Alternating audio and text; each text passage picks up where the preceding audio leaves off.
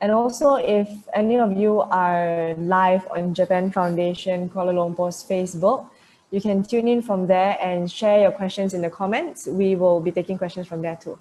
So I will pass the time to Azzad right now.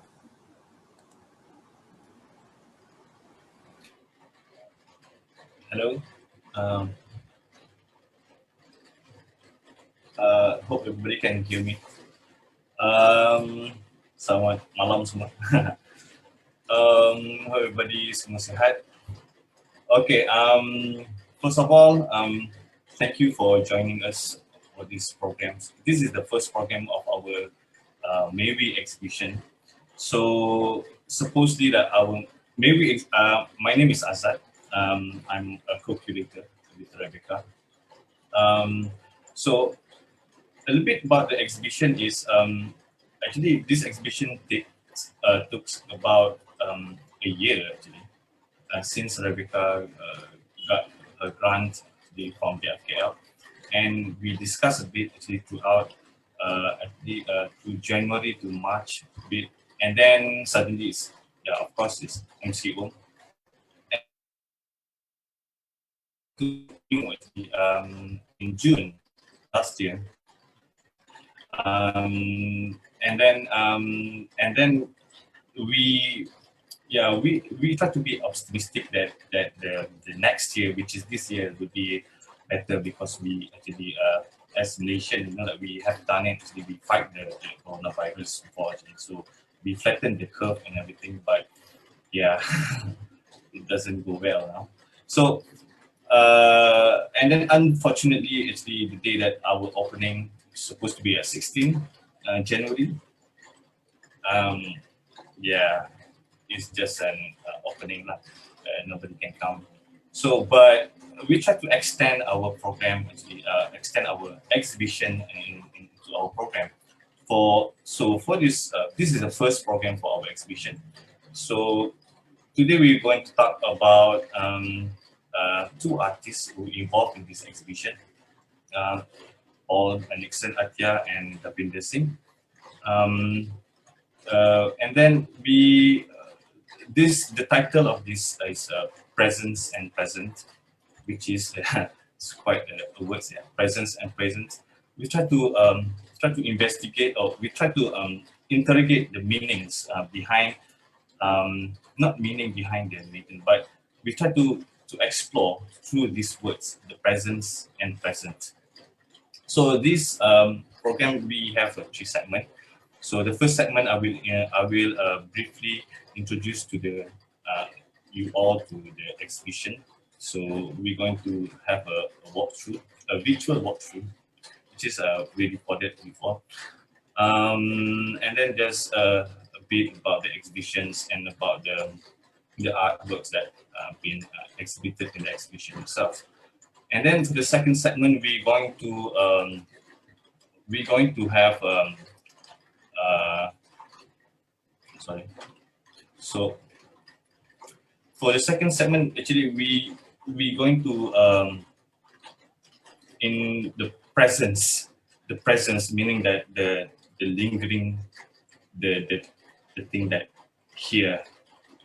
So we're going to the second segment is about presence, how actually the incident of a May 13 affecting us actually generation to generation.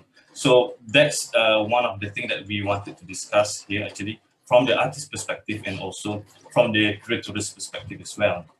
So how does this incident actually affecting us after 52 years is happening? So what is our responsibility to the stories of this suffering that we inherit? So we are the inheritor of history.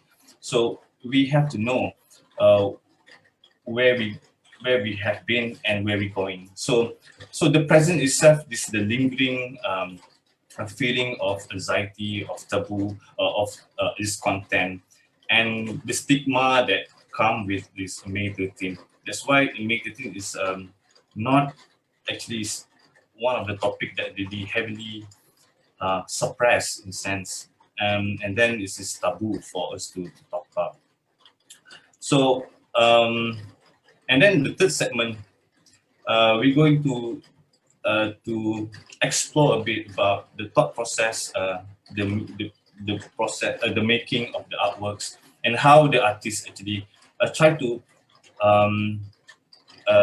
try to reconnect with space, with the mediums, and with in a visual language. So and then and then um, and then we're going to through one of the things is we wanted to also we want to discuss how are we actually working, making an exhibition throughout this pandemics and emergency as well. So without further ado, okay, Rebecca, can you play me the video of the exhibition, please? Okay, hang on.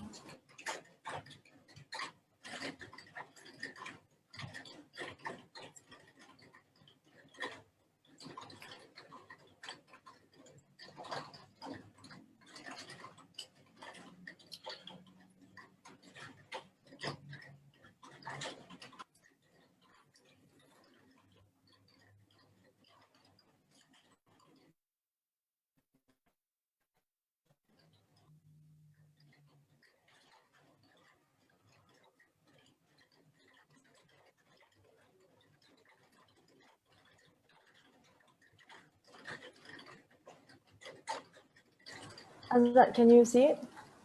Yeah, I can see it. Okay, I'll play, yeah? Yeah.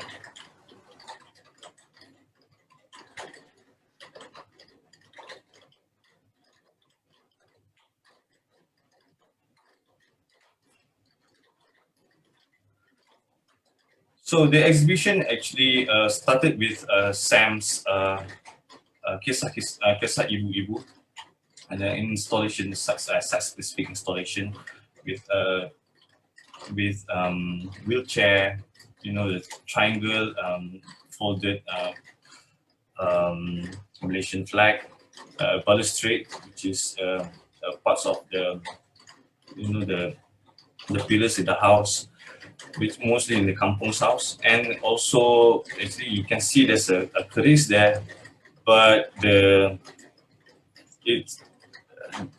hulu is the keris, but actually it's been replaced by the feather. So this exhibition, actually, we try to, because of the May 13 is a really heavy content. We actually really careful when we wanted to do this exhibition, actually. So the thing that we wanted to discuss is not necessarily the fact that this violence has happened, but actually we wanted to see from the different perspectives, different angle, rather than we discuss on the struggle of power that happening actually during that day. So we want to discuss is what's happened to the people who are actually experience it, that not involved actually directly to the struggle of power. So that's one of the things that we did before is we have this discussion with Dr. Paul. It's quite interesting when she talked about the leprosarium in Sungai Buloh, which is one of the mass grave for the May 13 victims. Actually, this is a open secret now. Actually, it just been popular, just in the not popular in the sense like the public know this actually just recently in 2017 that there's a mass grave for a May 13 in Sungai Buloh in the prosarium. This is quite interesting that there's certain things that been hidden from the public's consciousness and view. So, and then that's one of the things that we try to consider in when we when we try to work on our curatorial as well.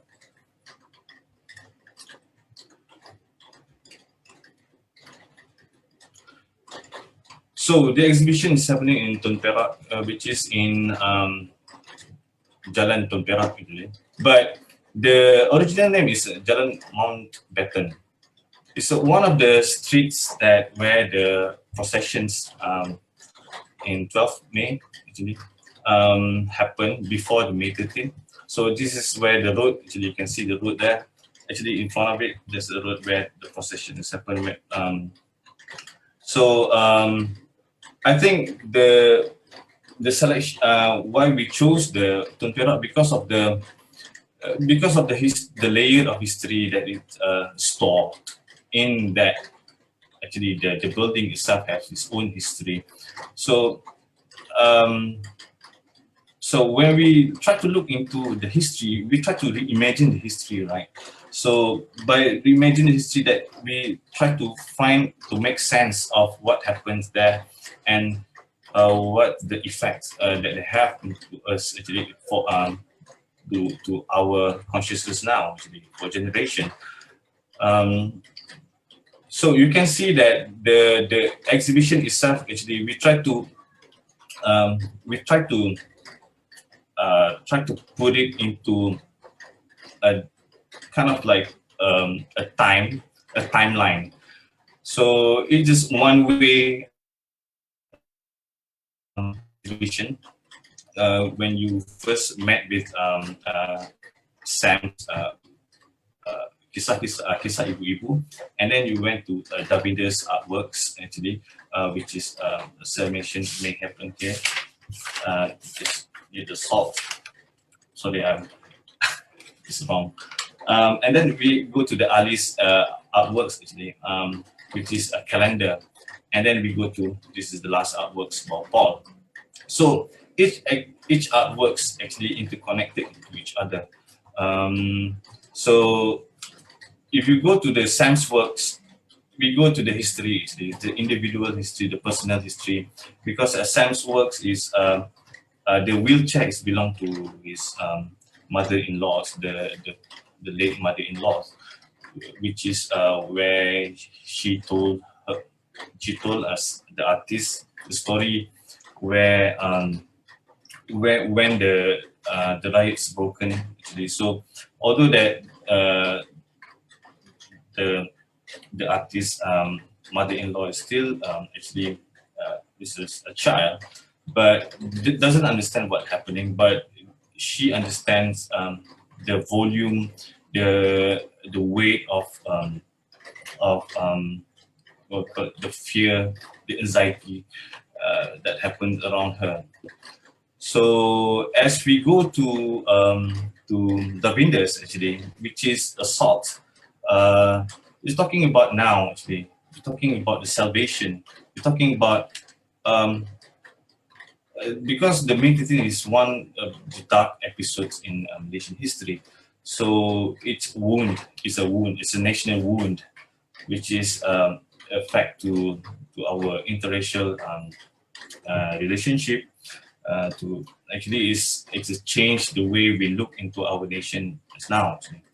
So the salt itself is quite interesting that using that nature, salt have a two component is also for we can use to what we call it to heal, and also we can actually use it for to torture. Yeah, so it's just a tools actually. You can use it actually whichever that you can. But this is quite interesting when we have the manhole here actually. So you can see the Sam's kisah ibu-ibu from upstairs, which is give you a certain vantage point. It's a different vantage point. When you inside the room with the installations and all that, actually, you can only see memory from outside. Actually. You can read it only from outside. You can never understand it truly how it feel there. But what you can do is you can read it from outside. So when you are in the Dhavinder's work, actually, you kind of try to look into it different perspective. It's kind of have a morbid feeling actually in a sense. So, and then we go to the Ali's work. Ali's work is talking talking about facts actually, but using calendars as a medium tell a stories, a narrative, where he collected from various people, collaborated with other members and other friends too actually.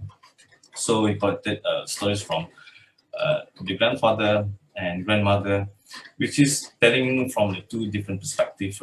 One is from the policeman, the grandfather is policeman, the grandmother is the housewife. So you have a different angle where um, the person in uniform, where they're handling the cases, the incident, and the person who are actually stay at home, kind of imagining what the things that really are broken up, the riot that will be broken up that can be devastating for the whole life.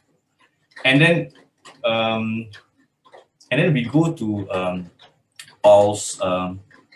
So Ali's work is talking about the past, actually talking about the fact, and talking about the personal history as well. Because you can see the Chinese calendar, they have this.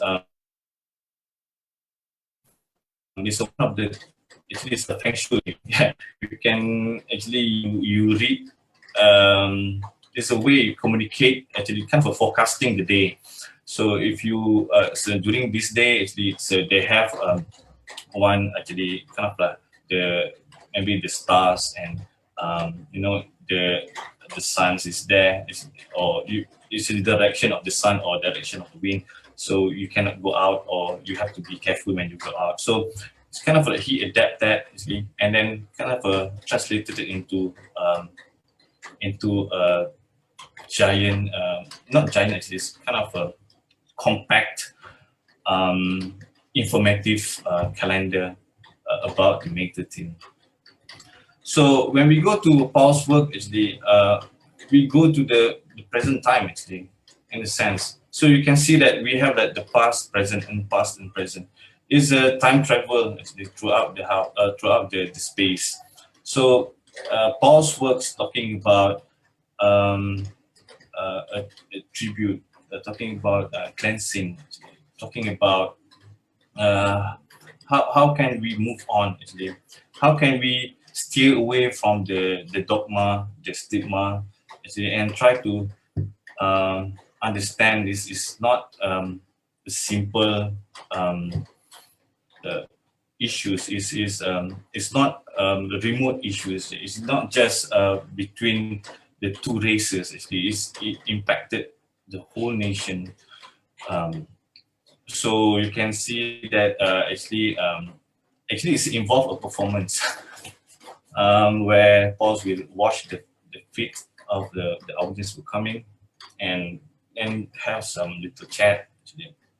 And then as they are finishing their visitation, so they have to go through the barricades actually. So actually this is a gesture of respecting the past, respecting the victims actually of the incident, and respecting all the people who suffer actually because of the war, the powers and everything. So in this context, it's just you have to pay tribute, you have to pay respect for the people who passed down, who are passed actually our older generation who have been sacrificed or for the you know uh, reason that they are in the middle of something. All right. So actually, for this talk, actually, we wanted to know more because what I think interesting is what I do interested in is the works by Paul and Dhavinder is quite interesting that they have this kind of a perspective that looking into the current how they try to navigate with the historical pieces and how they try to make sense of this. One thing is Paul is from Sarawak, and one of the thing is May 13 is KL centered, kind of like KL centric, and then it's kind of like centered in KL. So and then we wanted to know how the Sabahan, the Sarawakian or the Borneo actually feel about May 13, as well actually as not that we try to kind of push it into the narrative itself, but as we know that after the May 13 is kind of like this there's a intensity that happened actually, the interracial and all that, mostly in Semenanjung lah, actually, in a sense. So I want to ask actually one of the artists. So I asked this kind of a general questions. So if talking about the presence, actually the lingering presence of the May 13, how do you make sense of it actually? To how do you make sense on it and try to translate it into your works? Maybe I can pass Dhavinder first. Yeah, sure. Hold on. Hi, good evening, everyone. Yeah, I'm Dhavinder, and I'm one of the participating artists at Tun Perak Co-op for the Maywe exhibition. And yeah, coming back to Azzad's question, like how did I got involved, and how did I even connected to this whole theme, you know? So I guess it was just questioning my my peers, like for example, my mom, and of course the older generation, which is like some aunties and uncles, which you regularly meet on a daily basis, who are your neighbors and so forth. And yeah, most of them are not happy talking about it, and they don't want to talk about it. So it's as what Azzad said, it's kind of a taboo. But I feel it was quite an interesting topic to explore. And for me, like I gathered quite a bit of information from my family members. I interviewed a few of them, like my mom, my uncles, and some of my aunties. Yeah, all of them actually have like gone through that traumatic day when there was this whole curfew implemented, and because my grandparents used to live in Chan Sao Lin, so which is quite centered, it's quite close to where all the other riots happened, and it was supposed to spill over towards the Chan Sao Lin and Selatan side, but thank God it didn't, because I think the whole place was cordoned off by the army, and apparently there were tanks and all that stuff. They were patrolling the area, and there was barbed wires and all that barricades set up. So all this experience, like all these stories, it was just kind of overwhelming for me that they actually went through that. And then of course doing further research on it by myself, and of course speaking to the curators and our collaborators, like for example Mark Tay was one of them, who actually showed an extensive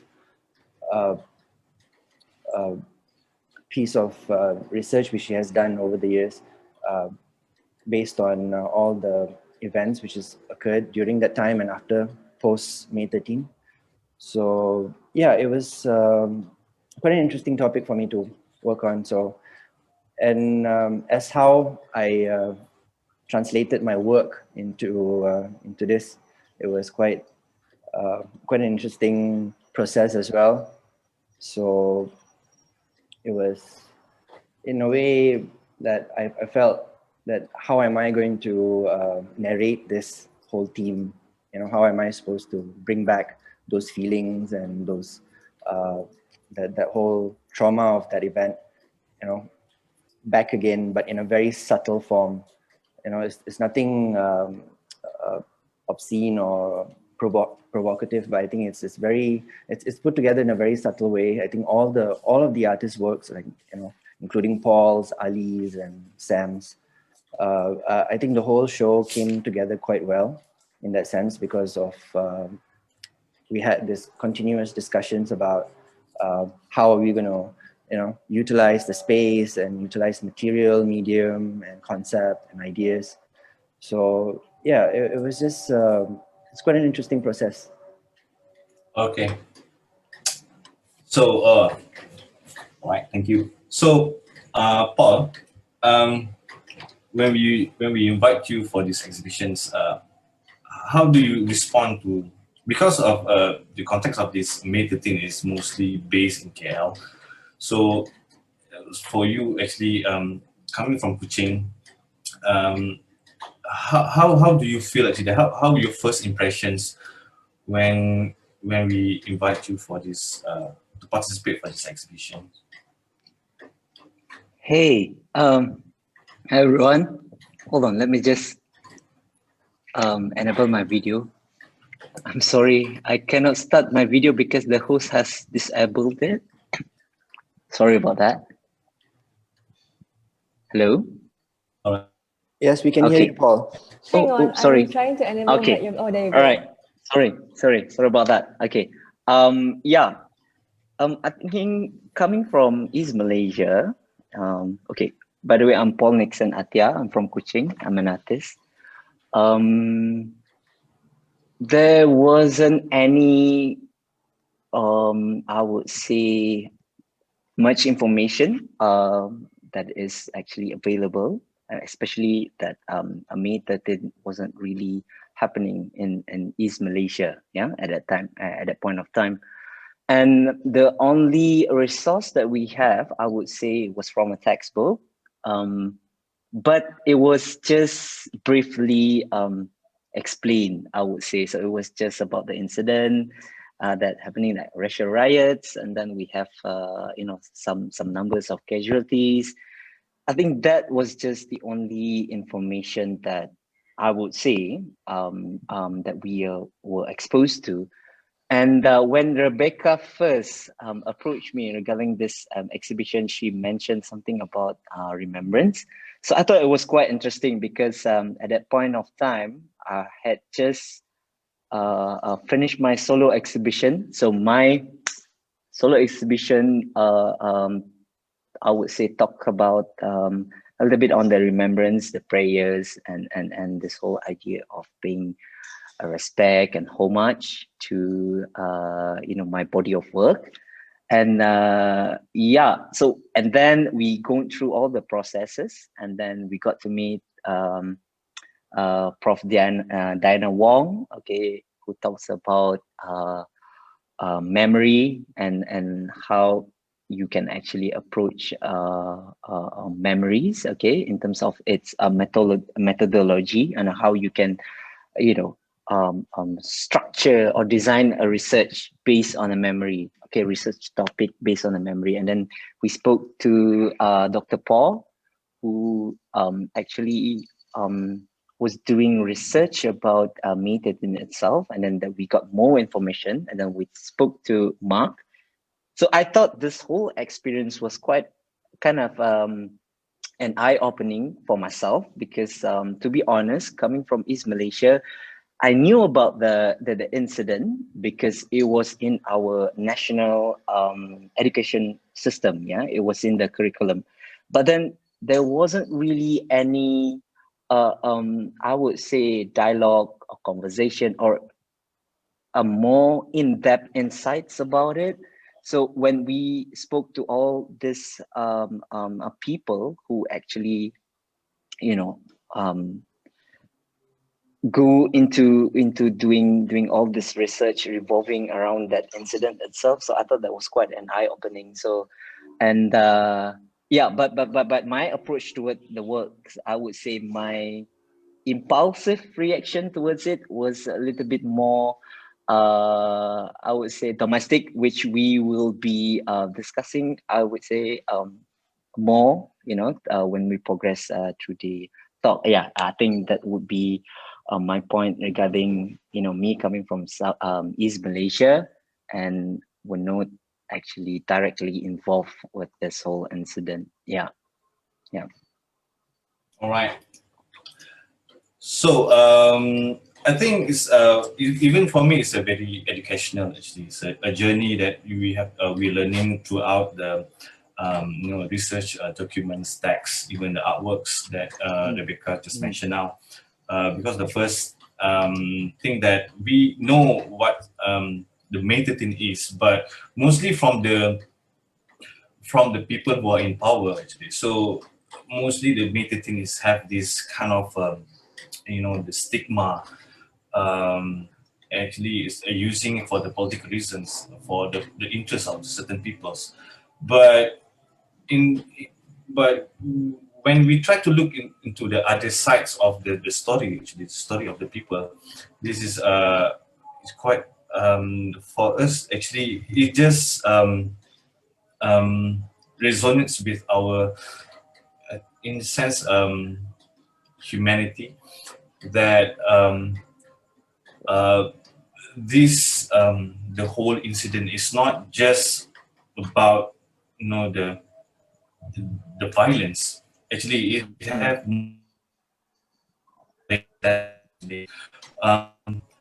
so Sorry, Azzad, in the sense that you this were breaking exhibition, up. yeah. Sorry, you were breaking I'm up. breaking, okay. Can you repeat that again? Okay. Can you hear me now? Yep. Okay. So Yep, loud and clear. It's good now. Yeah. So in the sense that when we go through this exhibition making, the process itself, actually, there's a lot of things that we learn, that this is not just for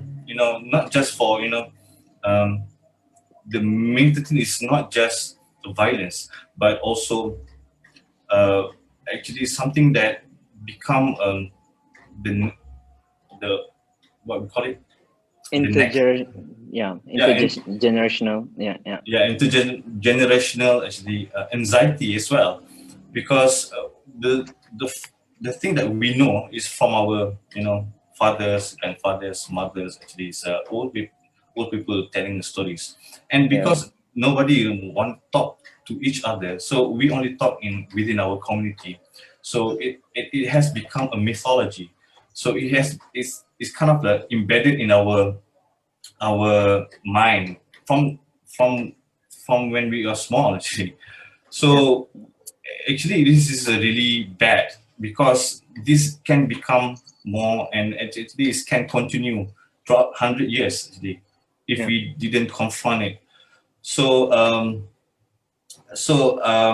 I think it's quite one of the things is it is our responsibility actually, to talk about this, maybe to remember this, actually, as what the Mapte said, actually, melawan kelupaan. So when we don't remember our history, actually, we don't remember anything. Actually, we just like living as a without any connection to our history or what happened in our countries. Okay, so I think we can go to the process, actually, kind of like maybe we can actually explore into a process a little bit when we have the space, actually, because both artists employ site-specific installations, which is and Dhavinder's works particularly, actually, because they have a manhole there, and then The trapdoor, the trapdoor. Yes, the trapdoor. So yeah, it's hard to, I don't know where to if you want to recreate that the artwork is quite it's quite hard to find a probably place going to like find that. another building with a trapdoor. Yeah, or you have to dig down. Yeah. So when I know that the salt is quite interesting, because your previous work you were working with found object, but they have this layer of history attached to it, like your Tajistan, the Chamsaulin, They have a weight of history. There's a people who handle the things, and people who build the building or device. But salt is interestingly, is very, in a sense, is quite banal. It's in everyday use. Yeah. So kind of like, why, in a sense, like, how do you think of the salt as become actually, what makes you employ or adapt salts as your subject matter or your mediums? I think the whole idea was because of I would apologize that I'm using the suffering part as my main reference. Is just the suffering which I can really relate to, and because there were not many images about it, but whatever we have seen during the presentation by Mark and whatever research we have done on our own, it was quite, in a way, it was, I could really connect myself with the whole arson, with the whole riots, with the whole killings. And of course, there's this stories which, layer it, from the people you have interviewed, the people you have spoken about. And it's just like, it was something which I felt that it's like an open wound, it's like how do you like provoke, like not to say provoke, it's just more like how do you add more fuel on a fire, right? So it's like, this is like for an open wound, it's like how you add more salt on it, so it's like that was the initial idea of it, because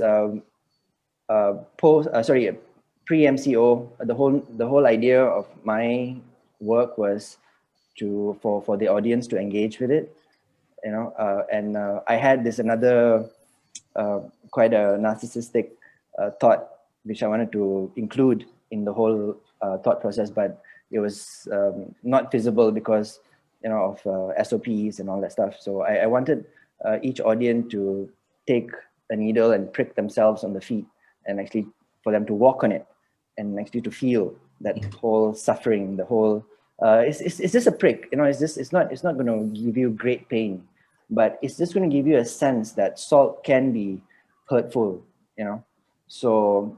But then again, I didn't want to make it so such a negative thing. So I think I did more research, and I think I spoke to Azzad about it quite a few times, and when we met, and then it was just like I think I had that I think he encouraged me to do delve into the medium a little bit more, the element into a little bit more, because previously I just used to use it as a replacement for white, as it was more aesthetic than anything else. Now I think I've used it as a meaningful element which relates to this whole event.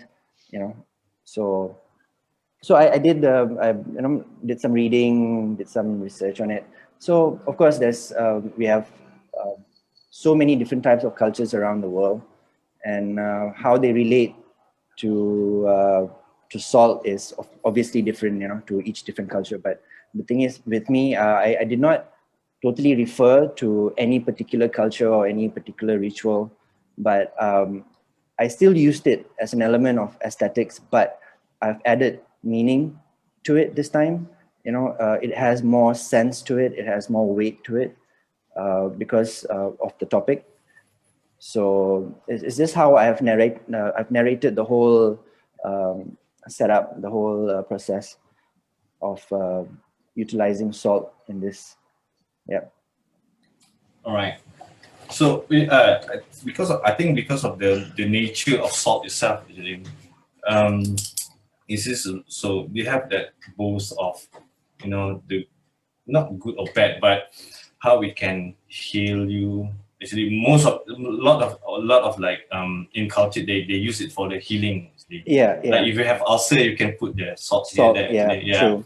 So of course it just there's a pinch of a pain, but Yeah. it will heal you. So Yeah. it kind of like try to look into that, how we look into the history of violence, the violent past. Actually. If you compare to because the Southeast Asian, we have this violent past. Actually, we come from this violence nature of the world itself, actually, of the human. So we have in Indonesia the 1965 massacre, and then we have actually in Cambodia Yeah. itself, Yeah. Pol Pot and everything. So it has the quite interesting that how can we move on with without looking at the past. Actually, I think it's just so.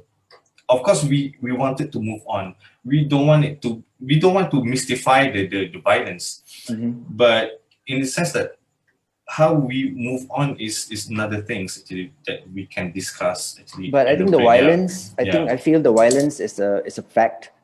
You know, it's a fact which you can't remove, and you can't overlay it with something else. You can't mask it with anything else, because and it still I would say that it still traumatizes the people who were involved. You know, the family members who lost family members. You know, they are still in a way affected by it. You know, so it's just like how you gonna deal with this. You know, is time gonna heal this, or is your own willpower, or what? You know, so it's a question mark. I think it's a very individual thing. You know, how you deal with suffering. So yeah, I think the whole notion of using salt was not to like highlight the suffering, but I think it's also to highlight the healing process of it. You know, and also the protecting nature of it. So it's like, of course, we are looking back at the past, and then of course we are coming back to the present, and then we are also going to go to the future.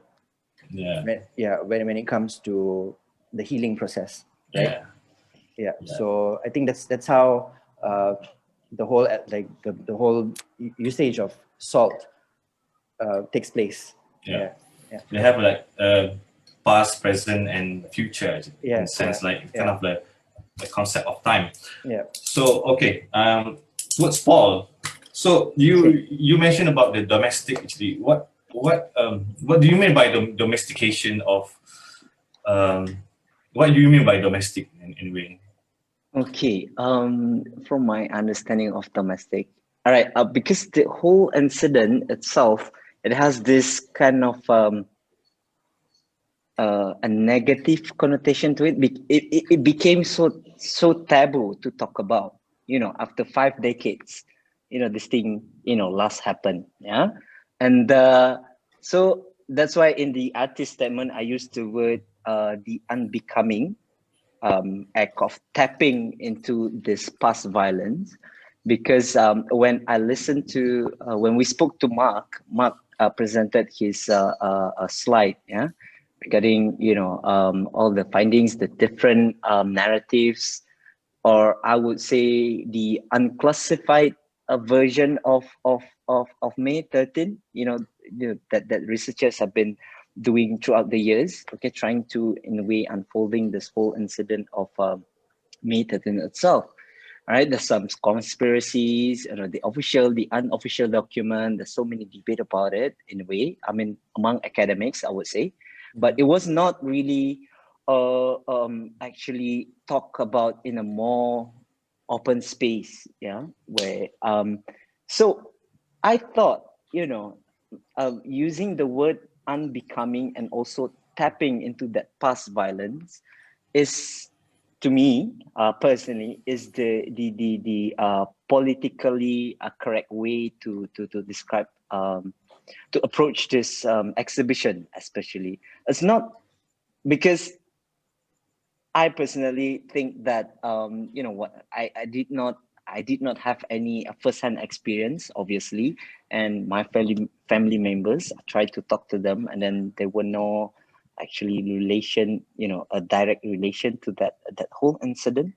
So only when I spoke to when we had the conversation or dialogue with the our mentors and speakers, our guest speakers, that only I realized, it's bigger than just the numbers, okay, the date itself, all right, and then in fact, in the curatorial statement, it started as a question of the needs, the responsibility of tapping into this violence, that past violence, the suppressed, in a way, suppressed anxiety, violence.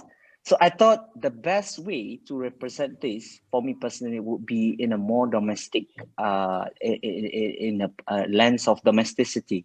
All right, so I can relate that not only with the past narrative, which May 13, 1969 itself, but to bring that narrative to actually talk about it in the current times, a more contemporary and a current narrative. All right, because the ripple effect, okay, of that incident, all right, has been embedded in the social, political, cultural, and even the psyche of the community itself.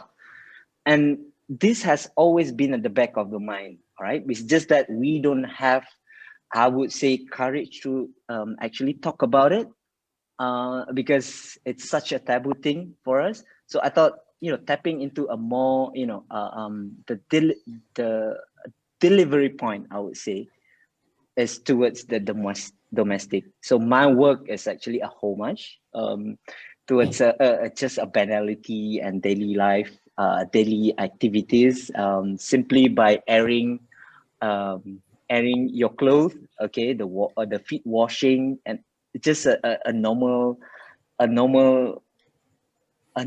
daily routine, I would say, a ritual. Yeah. So that's what I meant by the domesticity, because I do not want to, I guess that's my responsibility on the violent part of it. Okay. So I do not want to leverage on that. I mean, obviously it could be a little bit more, I would say, radical. Okay. I'm referring radical to that negative connotation it has. Which it is associated with, okay, something that is political or controversial. But no, I just want to look at it in the current narrative, so that at the same time tapping into that. So that's why I use the word unbecoming, so that I'm doing it politely. Hence the also the structural installation that I've made. So it's almost like you have to bow down, and then to politely, go out, after the cleansing part, so that we're trying to be considerate, not just to the past and also the current narrative, I would say. So that's what I meant by domesticity. So every generation can relate.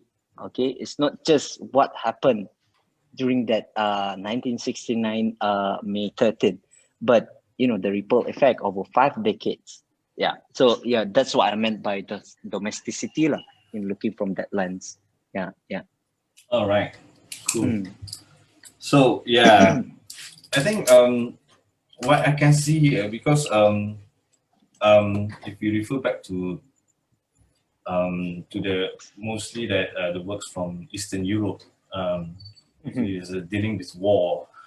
It has this kind of not radical, but actually it's very, in the sense, it has this feeling of the great feelings of lost and violence in this, actually. Although it's just a building or a structure, but you have this kind of like the nuance, the violence, actually, the nuance in every artworks. So it kind of radical in a way. If you look at the Dada's movement and sense, actually, so it's when actually they wanted to talk about the war, how post-war affected. The post-war, affected the community, actually. So, and then actually we not move away from that, actually.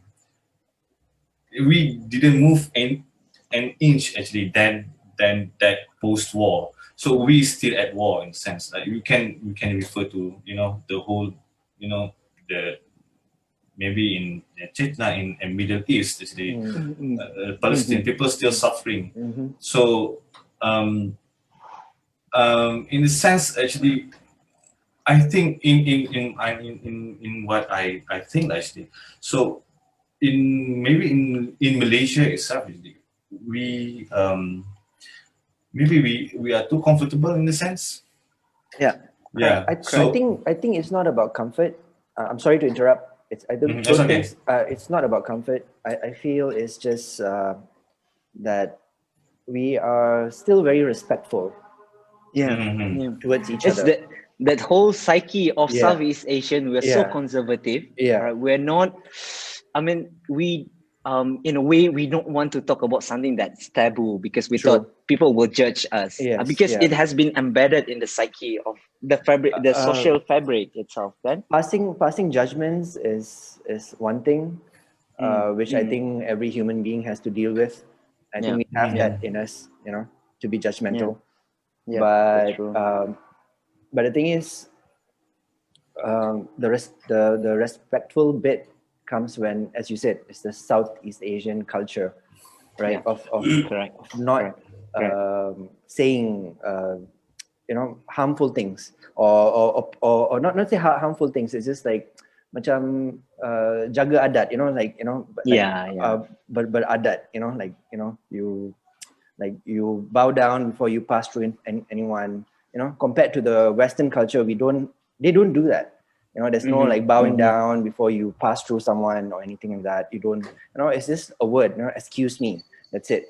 But here, you know, there's this whole gesture of, you know, body movement where you bow down, you know, I'm sorry, you know, can I pass through and all that stuff. And even though when you go trekking to the jungles, you know, you also minta izin. Exactly. You know, you go minta izin with your dato and your nene and whoever it is, right?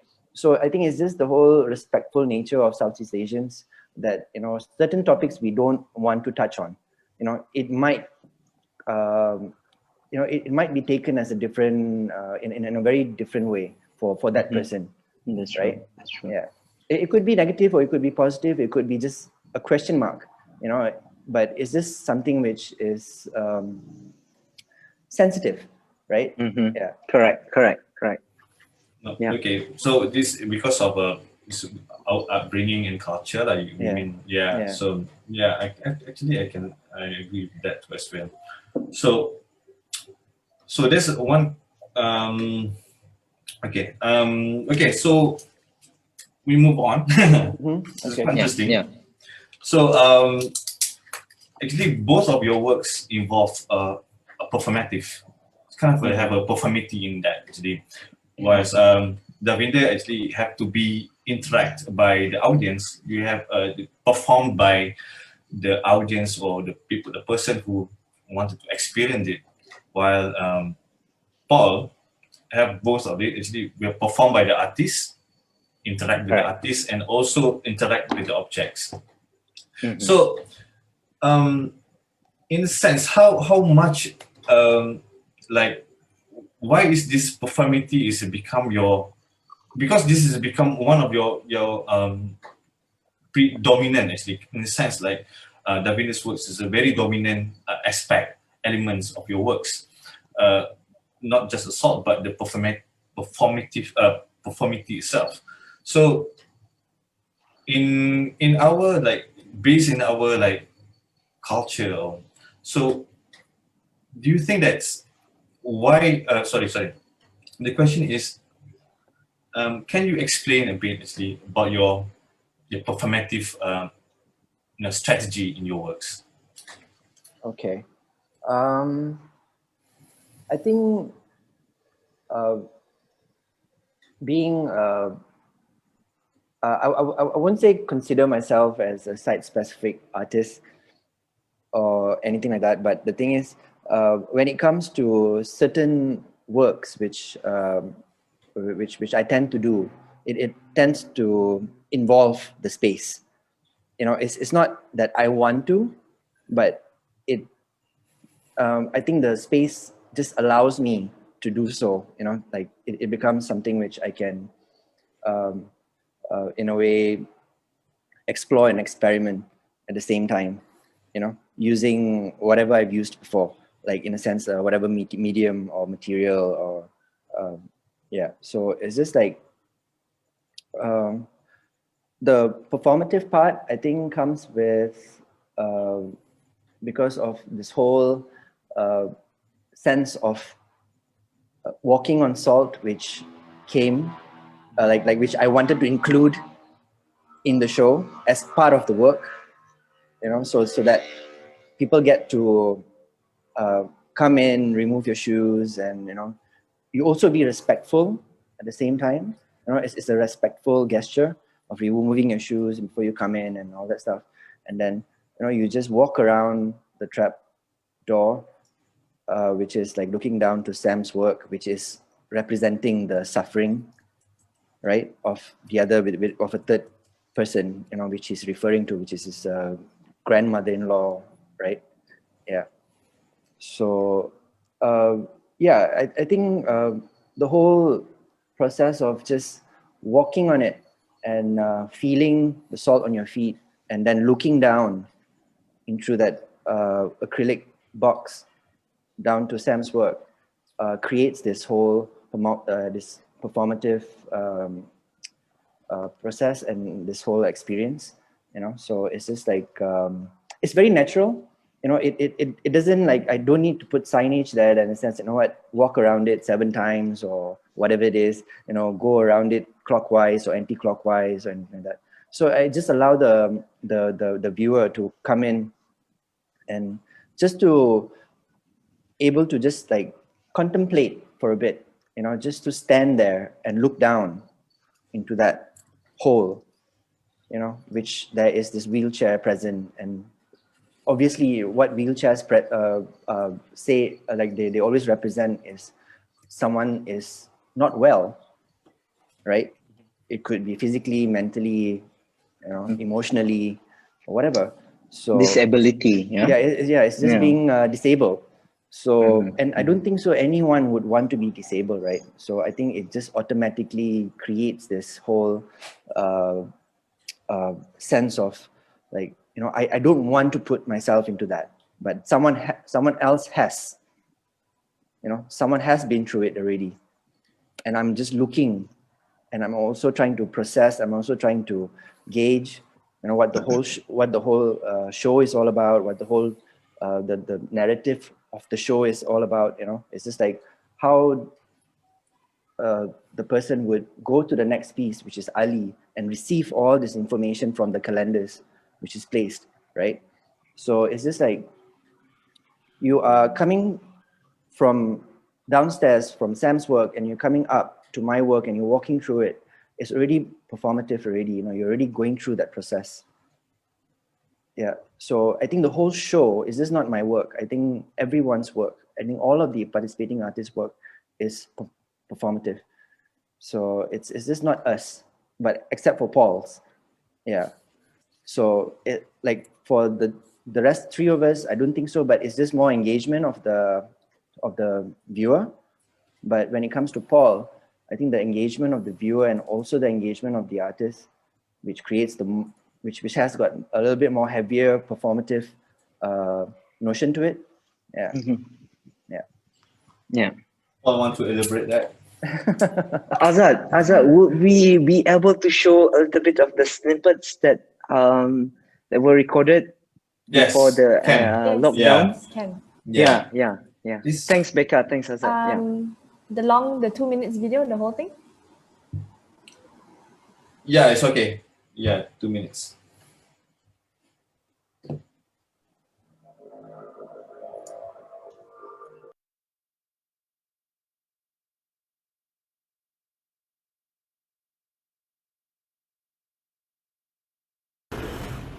Hi, I'm Paul Nickson Atia, one of the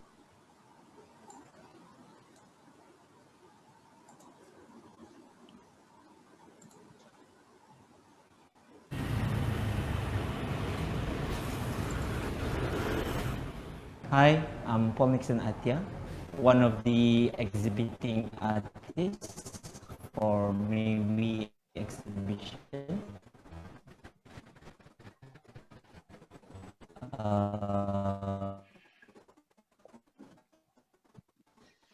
Becca, you are breaking out. Is that some sort of a... I must say,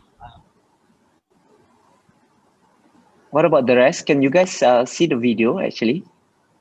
Is there a problem? Oh, my connection is unstable. I can see the Okay. video, but it's sangkut. Oh, Okay. I will. You can Yeah. pass it to me. I'll play it for you. Yeah.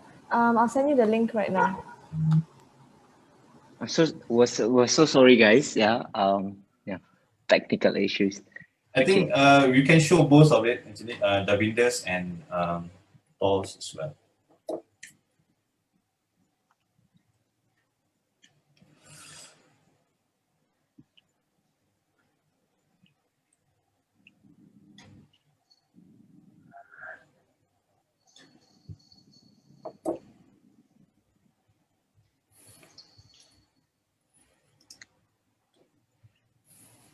Okay, in the meantime, actually, okay, you ready? Nazrin, did you receive it? Where? Oh, received.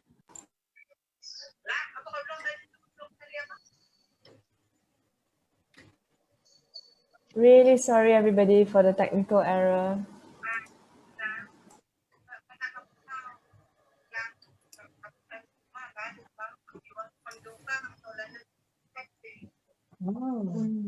Right, I have the video ready. Okay, you can start playing it. Landat lah ba?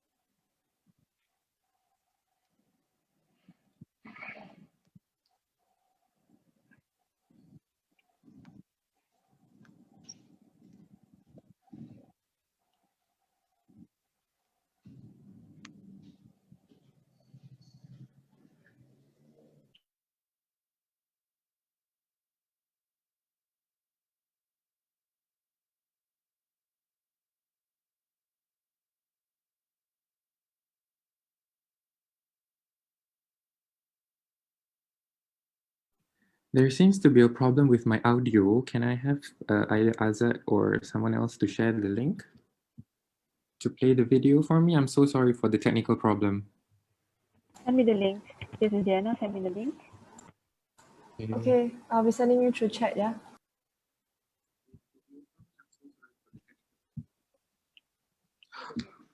Or I could just share the snippets that I've made from to the overview of my work. Is that okay with you guys? Maybe let them try the whole thing, the video again, and Okay, if it really all right, doesn't work, all right. we'll do that. Yeah.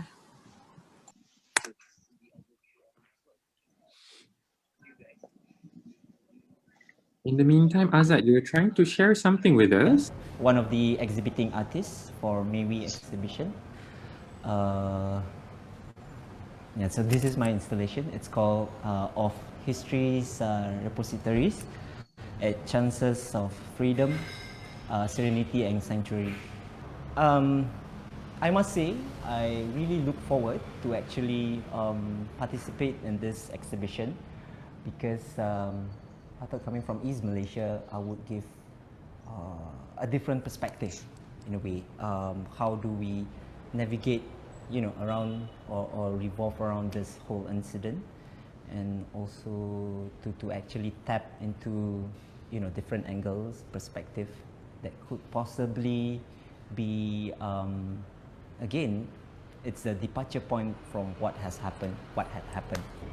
The main intention of my installation and also intervention would be the cleaning, okay, humility and also like paying homage and respect, you know, to this whole incident, the victims and the family, and also the post-trauma. Yeah. Hence, I have water body as the act of cleansing, and the whole idea of washing feet is to actually symbolize that whole cleaning ritual. Okay, and then this structure, once that procession is done, okay, people will have to go through this, and then they have to, in a way, bow. So that, I would say, as a homage or an act of paying respect to this whole incident. Once you have gone through all the programs, the factual, the interviews, or the content of basically this whole incident.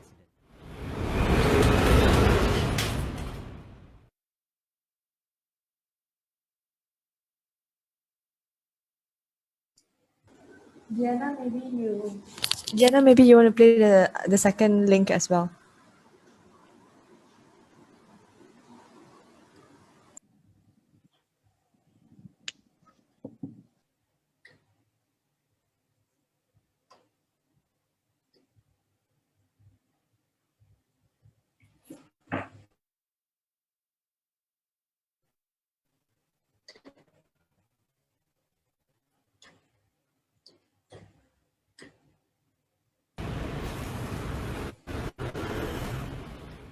Hi, I'm Dhavinder Singh. I am a visual artist from Kuala Lumpur, and I've been practicing art for the past 10 years, and I've been using a lot of different approaches in my work, and one of it is exhibited today here right now in KL, which is part of the Maywe exhibition.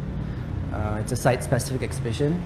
The trapdoor actually kind of appealed to me, and I was like kind of thinking about how to work around the whole floor space, because as my previous works, I've like kind of done a lot of site-specific stuff before. I felt that I have this whole space to work with, the whole floor space, that which I decided to work on, which is where the trapdoor is placed. I kind of decided that, you know, I want to use something which I've used before, which is salt.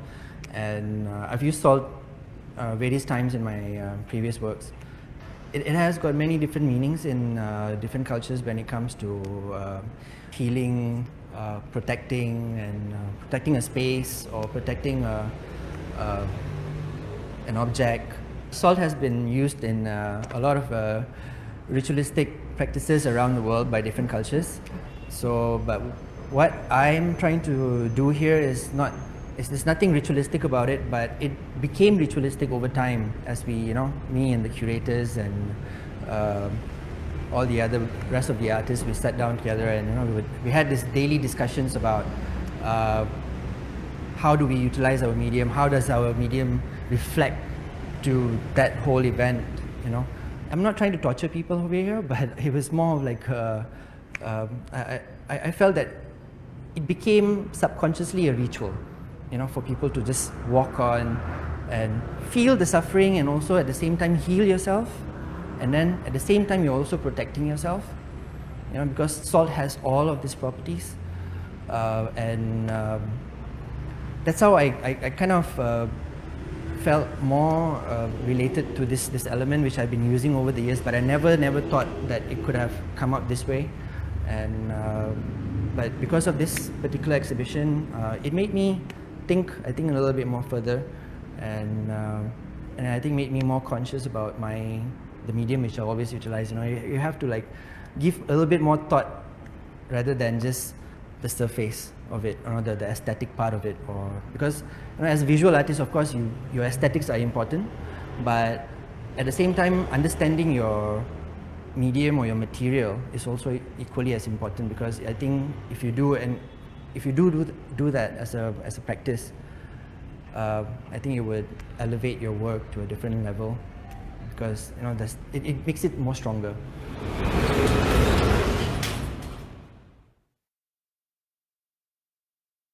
that's the the video ending with we closed the door actually. Yeah.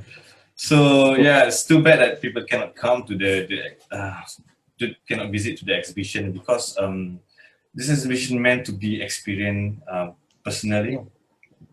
And then yeah, and then working through this, it just kind of the irony that we're working in exhibition during the just And 2 days from, because we supposed to have 5 days for installation, and it's a cut down to 2 days because of the emergency. Yeah, so yeah, it's kind of irony because I think, yeah, of course there's a different reason for that. Actually, the emergency that we have now is more like, as for me, I think it's very political. Yeah, that's honestly. It's not. It's that because I think the MCO is actually okay. So okay, Paul, can you want to elaborate more before we move into the questions? Yeah. Okay. Hold on. Yeah. Okay. The reason why that I wanted that video to be shown is, one, obviously we couldn't have visitors. Okay, so that was pre-recorded even before the MCO was implemented, the second MCO.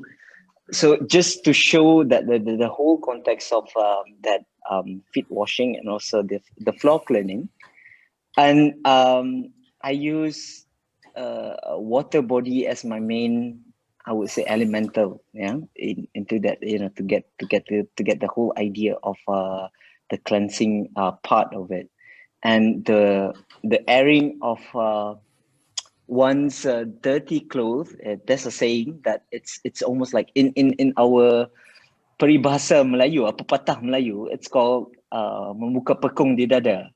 Right, so it's like you're exposing your vulnerability. So again, coming back into that whole my artist statement, it was I used the word unbecoming act of tapping into this violent past. So to relate it to what Davin had explained just now regarding how we Southeast Asian being very conservative and not really wanted to talk about taboo things because we are afraid of judgment and everything. But I thought it is important to actually go into that so that we can, this whole exhibition is to exercise that the whole idea of to actually talk about it, okay, to practice and to exercise that we have to talk about May 13th, okay? It cannot be exclusively, circling around just academicians, okay, who talks about research, okay, research paper and academician stuff, only for the pedagogy. It has to at least reach the public. So this whole idea, this whole exhibition, when it came about, I thought, okay, it kind of resolved that whole idea of what's missing in the current narrative, in the social fabric of the current generation, especially. And yeah, we have to talk about it. Okay, doesn't mean, it's a start. It's a good start that if we can talk about it, all right, whether it's salty, okay, as what Dhavin's work is actually presenting, and whether it's just reminiscence of the past, okay, talking about the past with what Sam had, like the collective memories of what Sam's of not to scale represented, and also to actually revisit, okay, the passed down stories in Ali's installation or intervention, the way I would like to put it, okay? So this whole idea, when it comes to that, because to me personally, I thought in order for us to perhaps in a good faith, to at least find a little bit of reconciliation or a consensus into that whole idea of the suppressed memory, the intergenerational anxiety. We need a little bit of cleansing, hence the act of paying homage, towards the end, once you have gone through that whole performative piece that I have instilled or intervened in the part of the exhibition. Towards the end, you went through the past, and then to Dhavinder's work, it's about looking down into the past and also actually experience that the process of healing. It's not beautiful. It's a little bit painful because you need a little bit of salt to go through to salvation. And then Ali's one is talking about all these passed down memories, and then in a way it was supposed to be a performance where you talk about it, because each individual 13 pillars are talking about different things. All right, so towards the end, mine was a little bit more, I would say, a homage to the, there's a saying, gajah sama gajah bergaduh, pelanduk mati di tengah, right? If you really look at it, like what John G. Butcher mentioned in one of his writings, thanks to Mark, who presented this, giving us insight about this whole exhibition, incident of May 13. He, in a way, summarized this like a coincidental. What was the word? Coincidental violence. Was it coincidental violence? I can't recall. I can recall today. Okay. Coincidental violence, Yeah.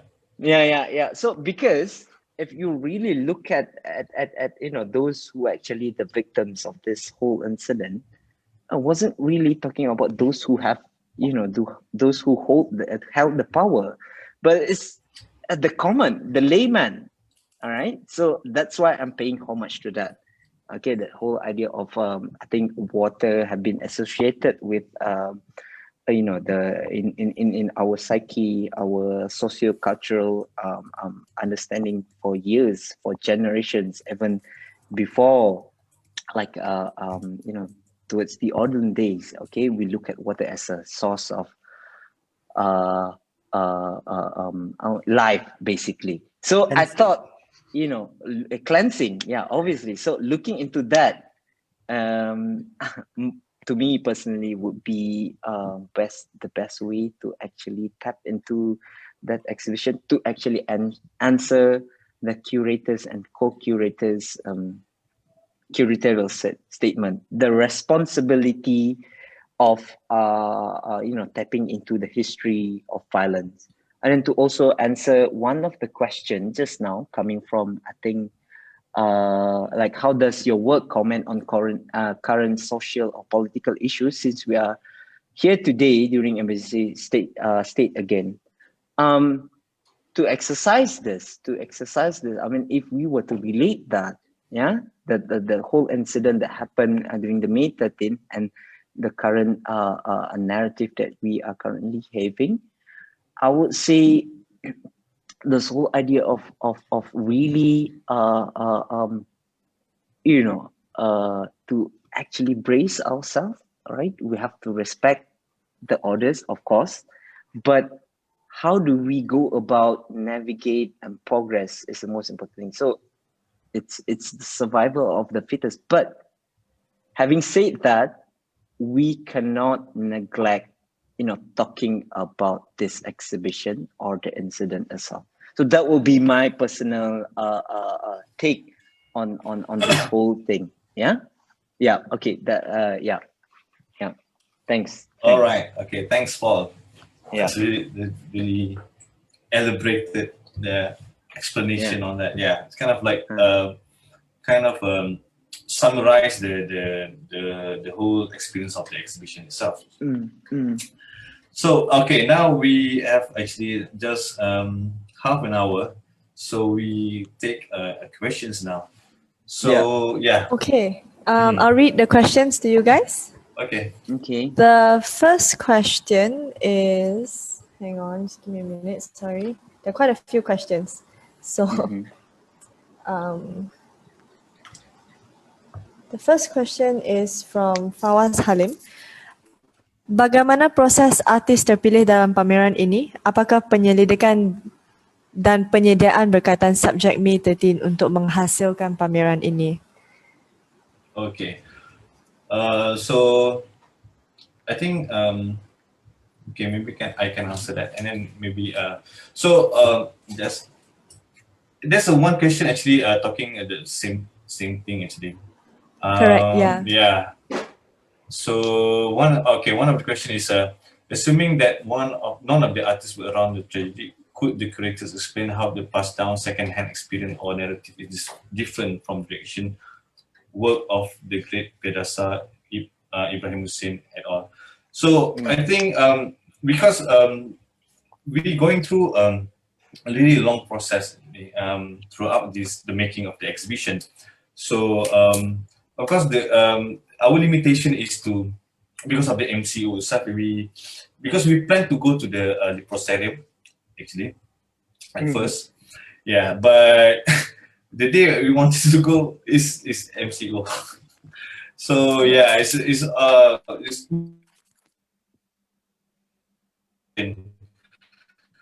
but other than that, we have a lot of like discussions between with the researchers like Dr. Paul, then Dr. Diah Wong, Stephen Makte, and we have and then we kind of reading the text from the documents that have been produced before. One of the thing is to relate to this Batman questions. So I think what Ibrahim Hussein and Eugene Lang, Syed Ahmad Jamal, Reza Perasa is reactional. It's a reactionary artworks, which is most of them kind of like questioning what happened now. Why is happened? This is kind of like really confusing state of mind that it's happened just so sudden, in a way that is that a lot of people are kind of confused. So, but for us here, actually, we have it down to that we have a lot of like data, documents, which is from other researchers actually. So, of course, we cannot. We cannot. Kind of like we try to imagine what's happened there, but our point of departure is not from the May 13 itself, but from the post-May 13, which is the post-traumatic event. And then we try to look into this word of what is trauma actually. So what is affected to our community, our society in a whole. So we start to look into the present time. And then we go back to the past actually, try to interrogate with the facts and what happenings there. And then we try to imagine the future. So that's where we try to we try to go back and forth with the past, present, and future. That's why you have the works like Dhavinder and Paul talking about the future actually. By looking at the past and conscious about the present time actually. So we can look into the future, that what kind of a future that we want for our our community, our society, even for our children, maybe in the next 50 years, next 10 years, next 20 years. So this, I think, the exhibition itself is a kind of an act of not to forget actually what happened, because there's a lot of things that being forgotten. Mostly that when it comes to it's a high profile case. Like if you want to talk about Memali in Baling, you want to talk about the Operation Lalang, other stuff that happened actually that remotely out of our information out of our parameter. So, and then I think this is for us. This is important that we confront this anxiety, confront this fear, because I think meditating is really associative with the fear. Because ironically, that we are told to forget this meditating, but each time the politician is always brought up, this meditating will happen. So I think we try to bring a different connotation to this, meditating, not because of the political reason, but because of the people. Yeah. If I may add something, Yes. Azzad, yeah. Yep. Also, that is also what I try to metaphorically or symbolizing in a way, where if you notice that 5 tanks that I have is painted in gold color, So this whole idea of incident, in a way, because like what people say, history is written by those who actually Win. how to say it? Win. Yeah. So like the whole idea of May 13 was not actually discussed publicly. It was not confronted with the mass audience, like, so in a way resulted in that suppressed memory, like it has always been at the back of our mind, right? So, and then you mentioned that whole idea, not to say idea, I mean the point where politicians will use this almost like the wild card, every time when the elections come, okay, when they want to actually politically, talking about their, and to keep their themselves in a position, okay. So hence I sugarcoat in a way to represent that the whole idea of sugarcoating. No, we are all right, okay. There's nothing happened actually, so it was just a little bit of misunderstanding. So the whole idea of, I would say, covering up, okay, has been the act of actually to suppress that memory, to not wanting this to be talked about, to not wanting the people or the rakyat itself knowing more about this. Hence the document that were released officially were just talking about numbers, okay.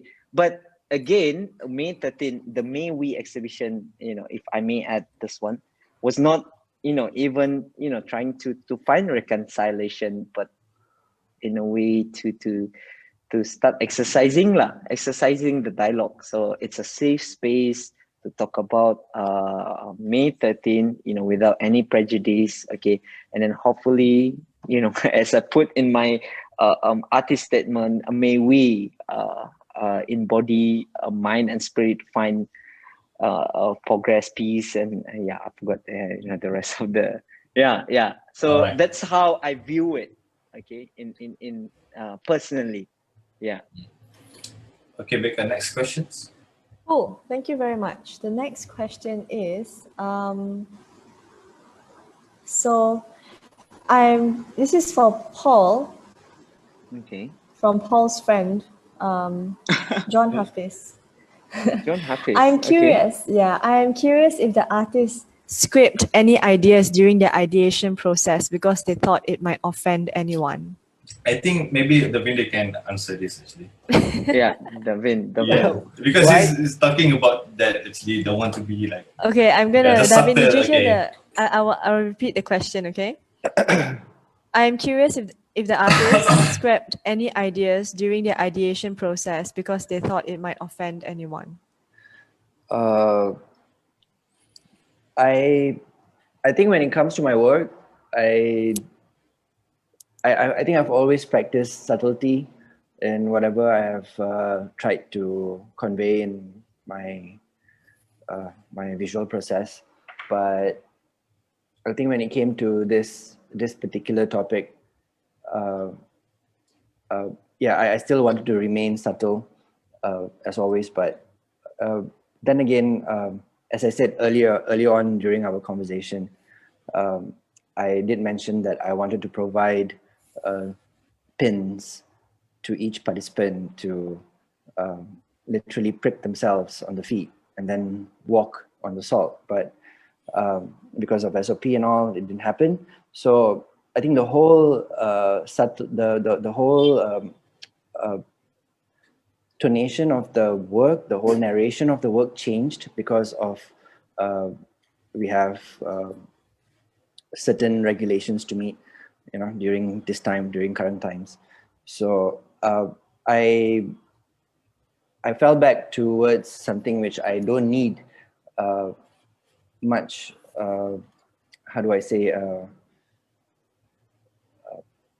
Reaction or touch, or when it comes to a viewer, he doesn't need to do whatever he had to do before, which I had, but now it's just merely walking on.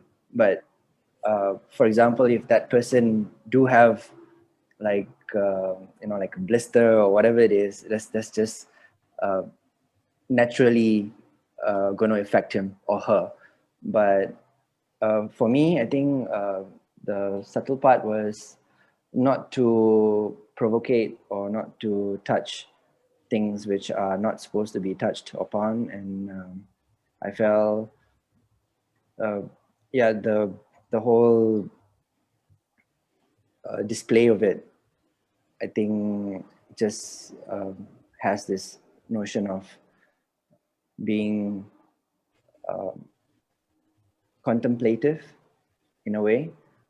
Yeah, so not to say that the person has to go through that whatever suffering the other people has gone through. No, it's not that. It's just that in a way to show and to make people realize that this incident did happen and can happen again, God forbid. But how, you know, are we going to prepare ourselves? How are we going to protect ourselves at the end of the day? So that I think that whole subtleness of that protective bit, which is the future, comes in. Yeah. Thank you, Davin. Yeah. Because of time, I'm just gonna quickly go through two more questions. The first question is from Huda. Many of us who were not born at the time are left to interact with the remnants of the memories of 13th May in the form it exists in the minds of our leaders, of our elders, sorry. Regardless whether they choose to share it or not, there seems to be a sort of generational trauma that exists, especially when the issues of racism are surfaced. How should we deal with such intergenerational trauma as they continue to haunt us in ways that we may not understand yet? So it's a very interesting question. Yeah, it's a very interesting question. Yeah. So I think that's what the May We is all about actually.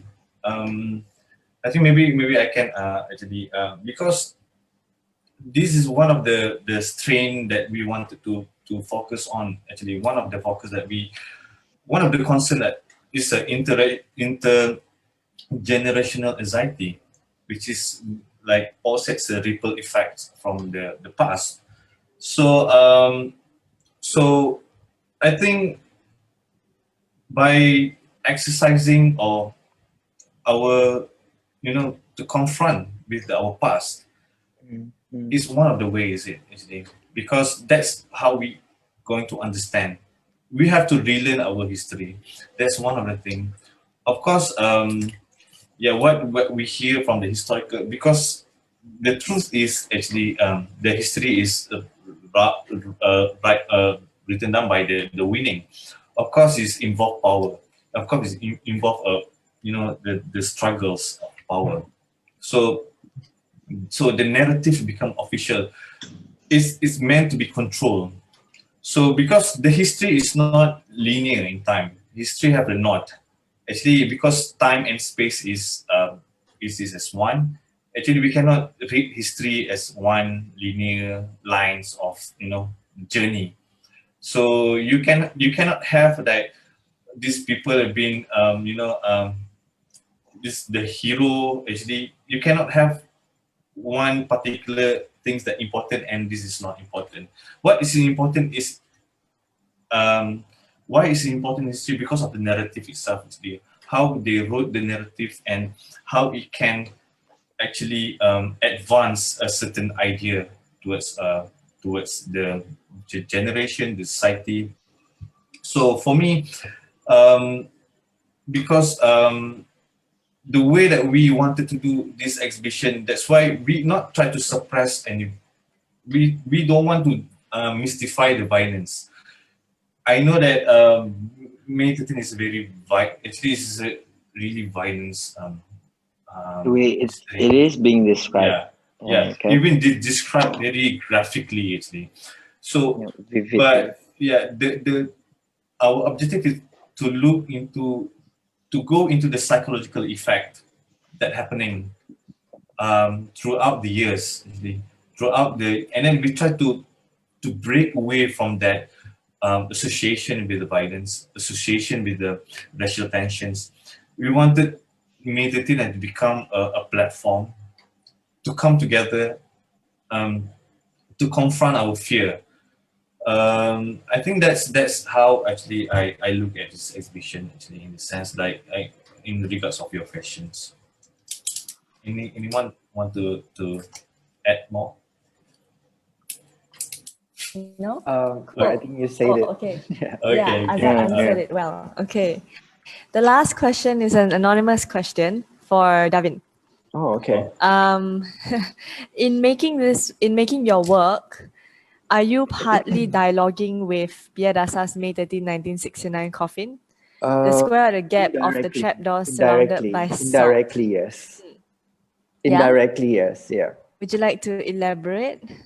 I will go back towards what was available as being a site-specific practitioner. But yeah, as what the building gave me to work with, and I allowed my work to, in a way, work itself around it as well. So when it comes to Piadasa's work, yes, I understand there's a mirror below the coffin, which is wrapped around with the Malaysian flag, you know, which is, I would say most of the, I think there was two pieces, which was, I think there was Ibrahim Hussein and Piadasa who actually utilized Malaysian flags in their work.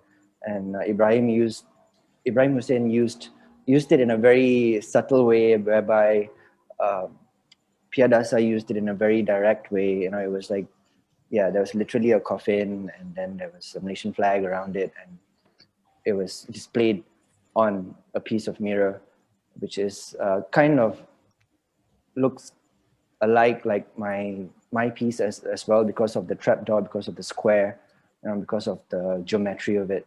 But then again, it indirectly does relate to Piadasa's work.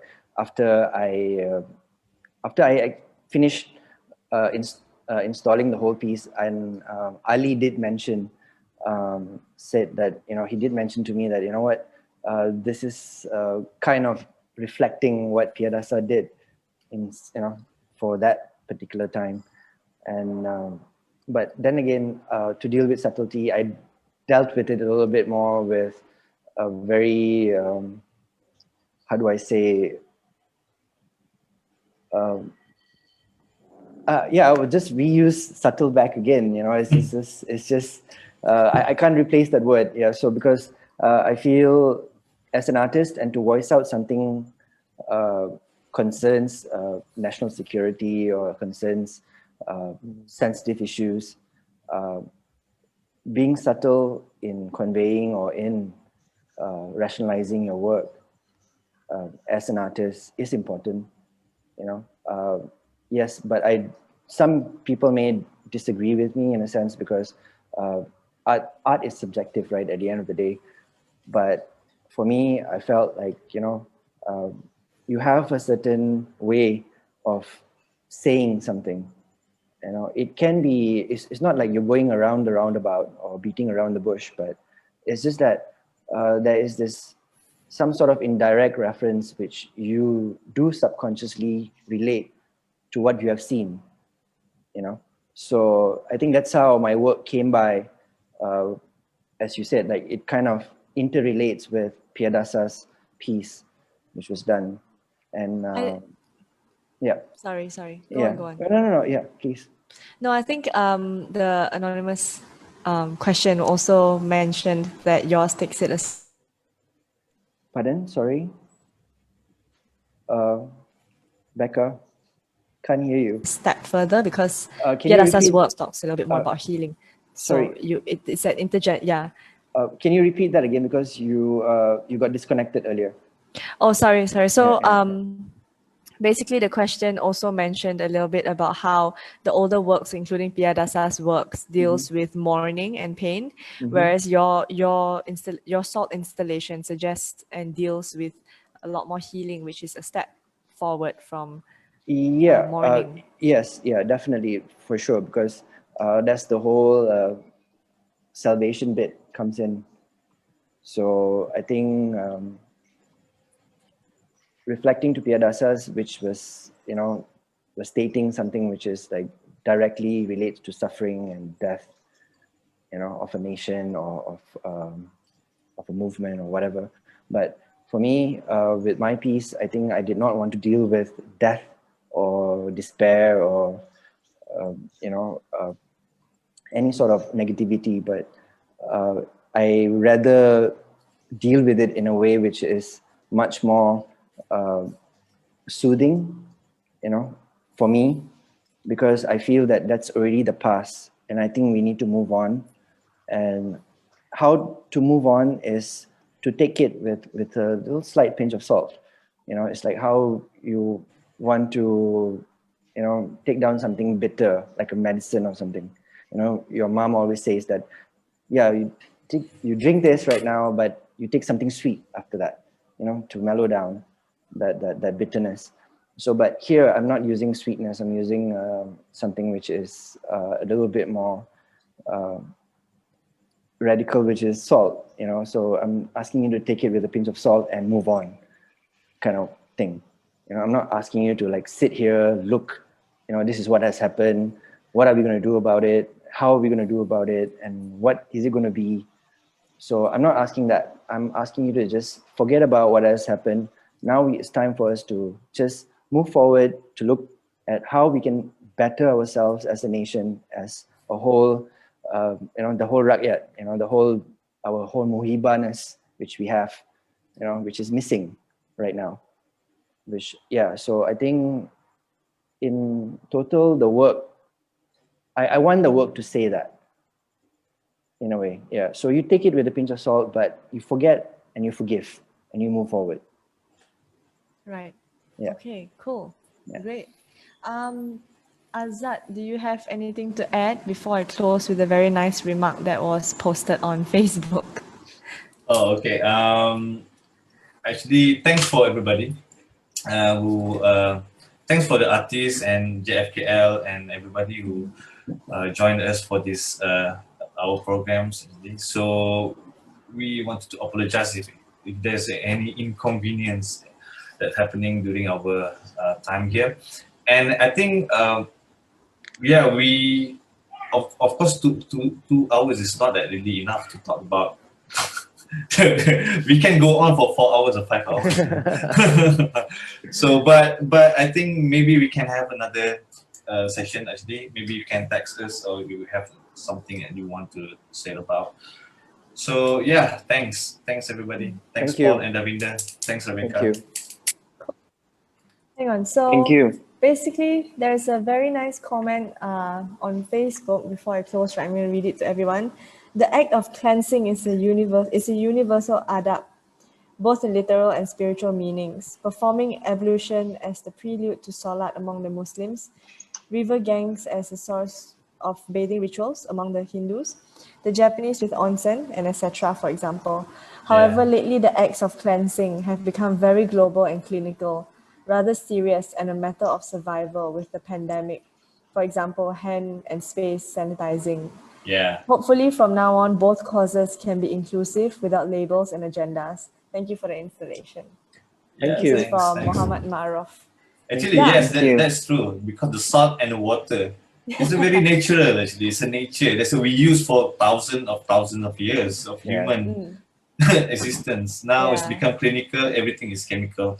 So, okay, Thank thanks. you. Thank you, Inchapital. So, yeah, just also want to thank, as we close, just also want to thank Japan Foundation for being behind us and organizing this.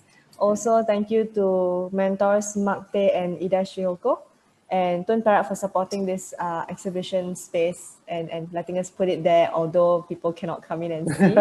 Yeah.